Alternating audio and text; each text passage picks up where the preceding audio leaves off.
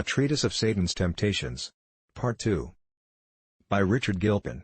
A Discourse of the Malice, Power, Cruelty and Diligence of Satan. Chapter 8, Part 7. Of Satan's Third Way to Hinder Peace, by Spiritual Sadness. Wherein, 1. Of the degrees of spiritual sadness. And more. 2. Another piece of his sophistry is, the improving certain false notions, which Christians of the weaker sort have received, as proofs of their unregeneracy or bad condition. As there are vulgar errors concerning natural things, so there are popular errors concerning spiritual things. These mistakes in a great part have their original from the fancies or misapprehensions of unskillful men. Some indeed have, it may be, been preached and taught as truths, others have risen without a teacher from mere ignorance, being the conclusions and surmises, which weak heads have framed to themselves, from the sayings or practices of men, which have not been either so cleared from the danger of mistake, or not so distinctly apprehended as was necessary. These false inferences, once set on foot, are traditionally handed down to others, and in time they gain among the simple the opinion of undoubted truths. Now, wherever Satan finds any of these that are fit for his purpose, for to be sure whatever mistake we entertain, he will at one time or other cast it in our way, he will make it the foundation of an argument, against him that hath received it, and that with very great advantage. For a falsehood in the premises, will usually produce a falsehood in the conclusion. And these falsehoods being taken for granted, the devil is not put to the trouble to prove them. If then he can but exactly fit them, to something in the party, which he cannot deny, he forthwith carries the cause, and condemns him by his own concessions, as out of his own mouth.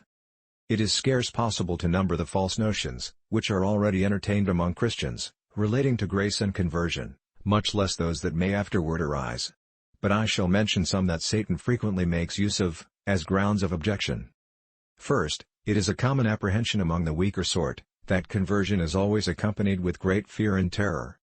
This is true in some, as hath been said, and though none of the preachers of the gospel have asserted, the universality of these greater measures of trouble, yet the people, taking notice that many speak of their deep humiliations in conversion, and that several authors have set forth the greatness of distress, that some have been cast into on that occasion, though without any intention of fixing this, into a general rule, have from thence supposed, that all the converted are brought to their comforts, through the flames of hell.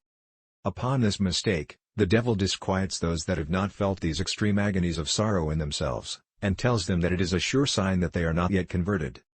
Though it is easy for a man that sees the falsehood of the notion, to answer the argument, yet he that believes it to be true, cannot tell what to say, because he finds he never was under such troubles, and now he begins to be troubled, because he was not troubled before, or, as he supposeth, not troubled enough. Second, another false notion is, that a convert can give an account of the time and manner of his conversion.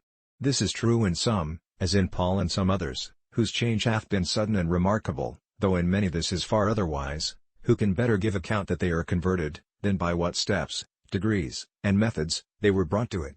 But if any of these receive the notion, they will presently find that Satan will turn the edge of it against them, and will tell them that they are not converted, because they cannot nominate the time when, nor the manner how, such a change was wrought. Third, some take it for granted, that conversion is accompanied with a remarkable measure of gifts, for prayer and exhortation. And then the devil objects it to them, that they are not converted, because they cannot pray as others, or speak of the things of God so readily, fluently, and affectionately as some others can. Thus the poor, weak Christian is baffled for want of abilities, to express himself to God and men. Fourth, false notions about the nature of faith are a sad stumbling block to some. Many suppose that saving faith is a certain belief that our sins are pardoned, and that we shall be saved, making faith and assurance all one. This mistake is the deeper rooted in the minds of men because some have directly taught so, and those men of estimation, whose words are entertained with great reverence by well-meaning Christians. For whom notwithstanding this may be pleaded in excuse, that they have rather described faith, in its height than in its lowest measures. However it be, those that have no other understanding of the nature of faith, can never answer Satan's argument, if he takes them at any time at the advantage of fear or doubting. For then he will dispute thus: faith is a belief that sins are pardoned, but thou dost not believe this, therefore thou hast no faith. Oh, what numbers of poor doubting Christians have been distressed with this argument. Fifth, some take it for a truth that growth of grace is always visible, and the progress remarkable.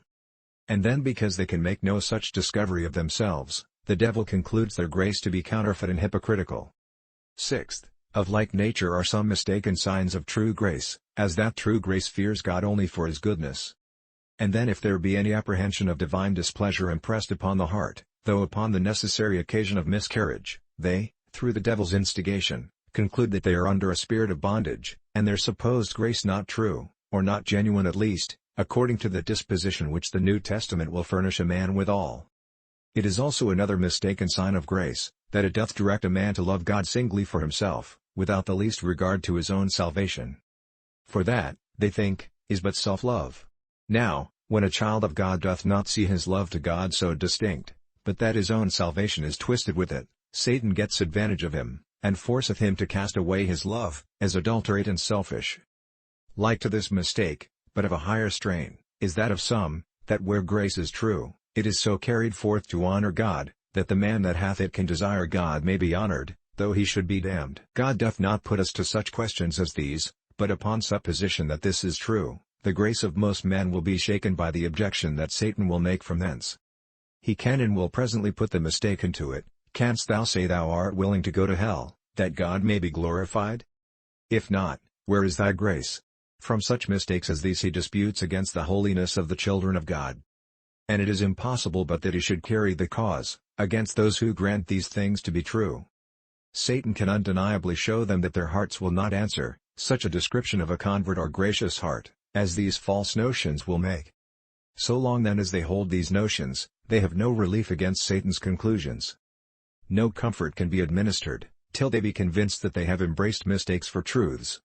And how difficult that will be in this case, where the confidence of the notion is great, and the suspicion strong, that the defect is only in the heart, hath been determined by frequent experience already.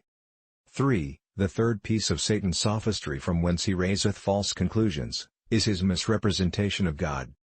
In this he directly crosseth the design of the Scriptures, where God in his nature and dealings is so set forth, that the weakest, the most afflicted and tossed, may receive encouragement of acceptance, and of his fatherly care over them, in their saddest trials. Yet withal, lest men should turn his grace into wantonness, and embolden themselves in sin because of his clemency, the Scriptures sometimes give us lively descriptions of his anger against those that wickedly presume upon his goodness, and continue so to do. Both these descriptions of God should be taken together, as affording the only true representation of him. He is so gentle to the humbled sensible sinner, that he will not break their bruised reed, nor quench their smoking flax, Matthew 12:20. And so careful of health that, for their recovery, he will not leave them altogether unpunished, nor suffer them to ruin themselves by a surfeit upon worldly comforts.